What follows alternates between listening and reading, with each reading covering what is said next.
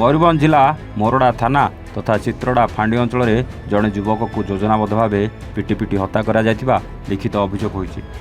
मृतक जनक हेले उक्त थाना अधीन हलदीपाल पंचायत पारियाभड़ा ग्रामर राजीव बेहरा। एने राजीव को बड़ भाई संजय कुमार बेहरा लिखित अभियोग करछन्ति। अभियोग मुताबक गत एप्रिल 1 तारिख राति प्राय 11टा समय मृत राजीव सहित शीर्षपाल ग्रामर अरुण कुमार साहू सहित थिबा समय जड़े अजणा युवक एही बाइक जार नंबर OD01AN 9271 आसी स्थानीय जड़े युवकों ठिकଣା पचारिबा नहीं गंडगोलर सूत्रपात होता।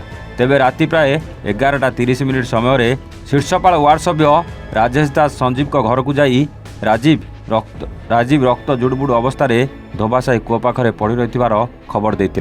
तेबे संजीव सेठारे पहुंचवा पर हल्दीपाल ग्रामर अमरेश बेहरा राजीव को 12 माइल स्थित किसान तांडी गोष्ठी स्वास्थ्य केन्द्र को नहीं पर अवस्था संकटापन्न हेबारु राजीव को Baripada Pandit Raghunath Murmu medical college and hospital एवं गतकाली बुधवार दिन कटक SCB मेडिकल को नहीं एडमिशन करने पर राजीव को मृत्यु घटी।